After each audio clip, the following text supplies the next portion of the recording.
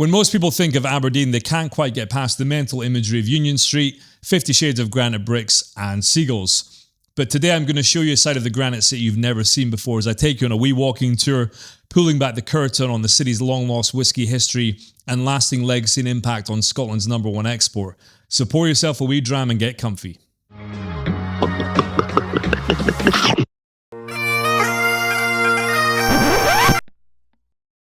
Kicking off our tour, we're heading back to my old stomping ground of Aberdeen University in the Old Town, where I scraped a degree in English and Film Studies just over 20 years ago, while working full-time in a pub called the Bobbin just down the road.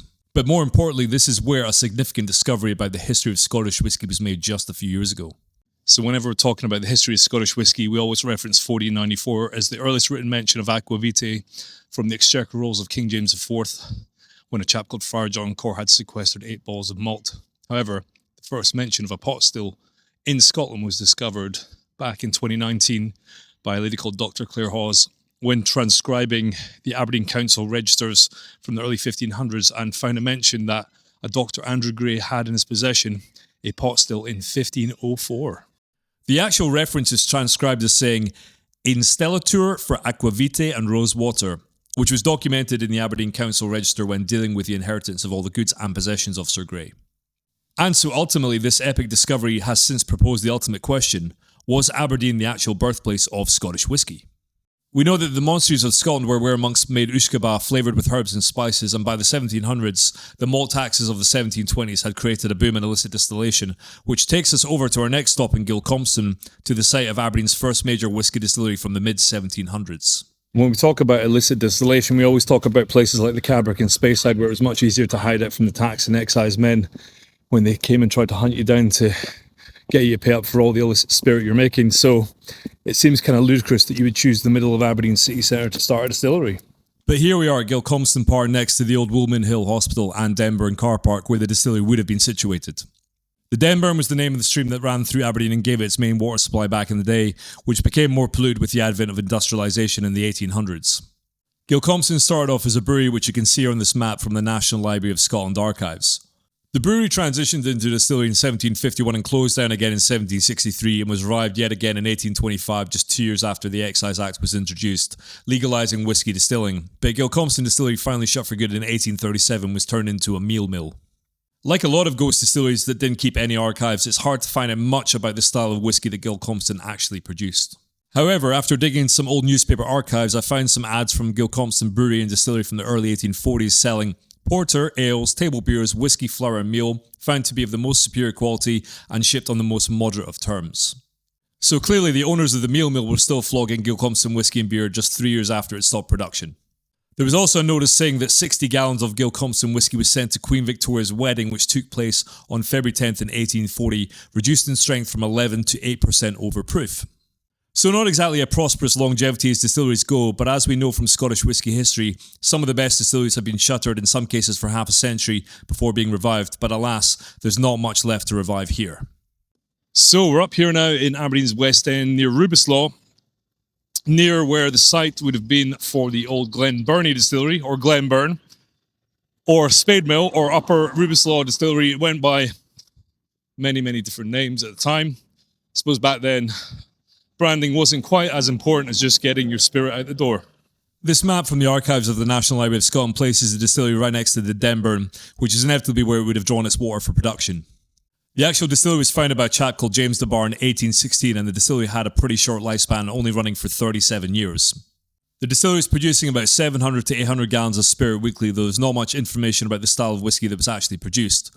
The only articles I could dig up regarding the whiskey were from this advert in 1820 listing excellent old whiskey for sale from the Upper Rubislaw distillery, from malt only and now 3 years fully in wood. There were also unfortunately a few horror stories I uncovered about 2 men working there who fell into a masking vat full of boiling hot liquid and expired just a few days later, which perhaps contributes to the reasons as to why the distillery didn't last very long. So here we are, lovely day, walking down the rather beautiful Divana Lane. Lots of nice flowers, and there's not many physical sites left of the distilleries in Aberdeen, unfortunately. However, our next little stop at the end of this lane, just down the hill, is the precursor to the Divana distillery, and the there are a few remnants left if you know where to look. Fine Davana Porter, good strong ale, real Cabrach whisky as ever bore the bell. What is liquor good, gin ye hae nae money, what he has nae trust. This was actually the inscription from above the fireplace of Watty Reed's Tavern, which was located near the old poultry market on Queen Street in the 1820s, giving fair heed to his patrons about the strength and quality of his hooch. The Davana Brewery was started by William B. Fisher & Co. in 1820, producing porters and East Indian pale ales, with the name Davana deriving from the old Roman name for Aberdeen. The brewery was located on what is now the corner of Davana Terrace in Wellington Bray, and isn't too hard to find as it still shows up on Google Maps as the Lost Davana Brewery, providing a few remaining traces of its structure in someone's back garden.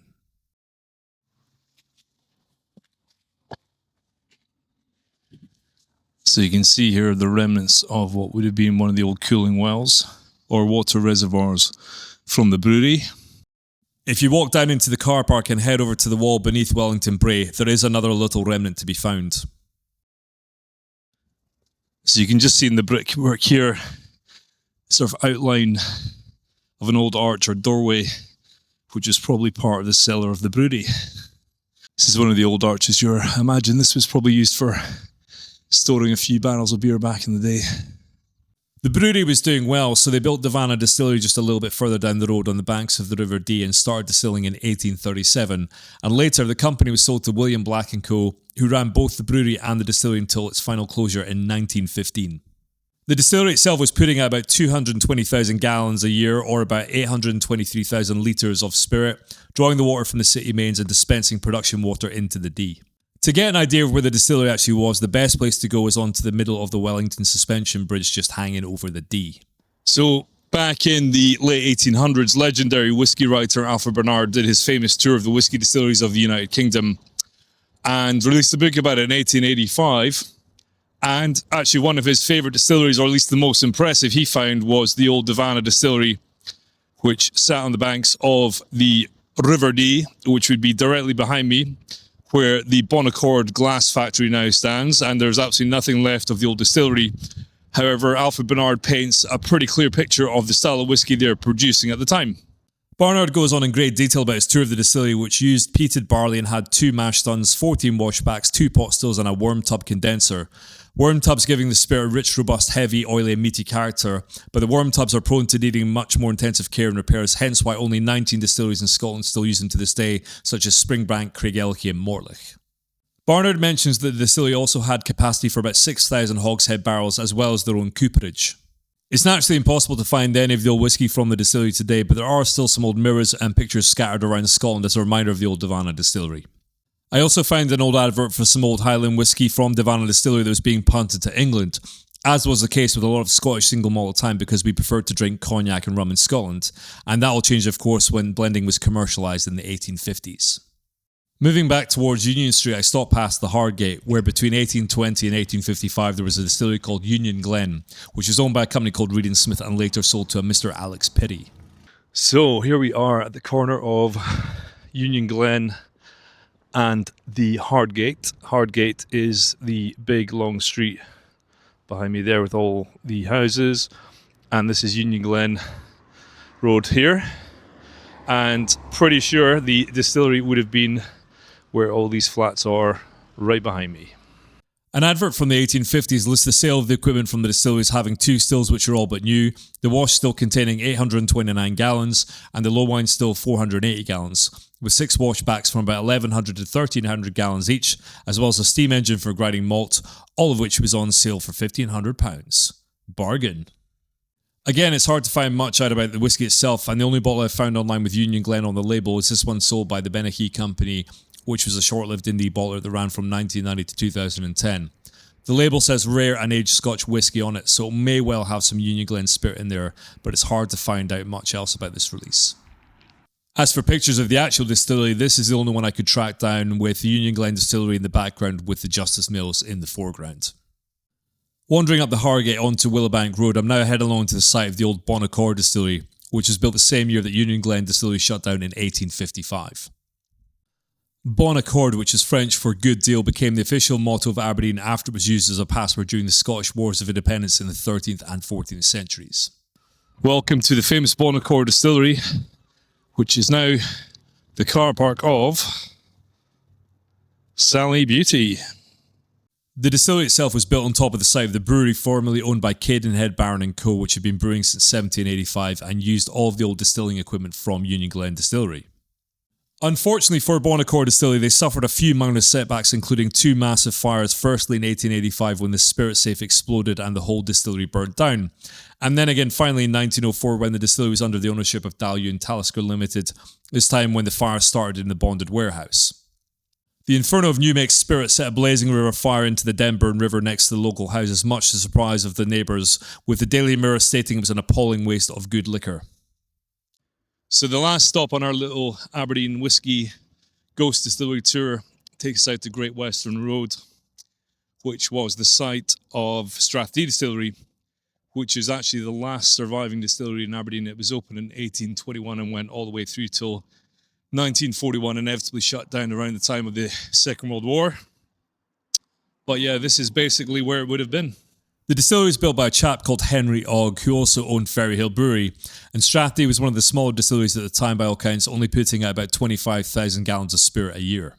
Again, it will prove challenging to find any whiskey from the distillery today, but after a bit of digging, I did find this old advert which shows that Strathdee was one of the 7 malts going into the Old Angus blend, which had the tagline of being a dram as gentle as a lamb. So despite the fact that many of Aberdeen's whisky distilleries are long gone and the liquid's lost and forgotten, there still are some remnants of Aberdeen's whisky legacy which are still going strong. One of which is Cadenhead, Scotland's oldest independent bottler, which started here on the Netherkirk Gate in the city centre in 1842, with the shop being number 47, and the shop stayed here for the following 130 years. The original business was founded by a chap called George Duncan, and then later on his brother-in-law William Cadenhead, who was a well-known poet in Aberdeen at the time, came in to join the business, and it was renamed after him in 1858. The business is alive and well today and has several outlets in the UK, including Edinburgh, London, and of course Campbelltown, where the business relocated when J&A Mitchell, the owners of Springbank and Glengyle, took it over in 1969.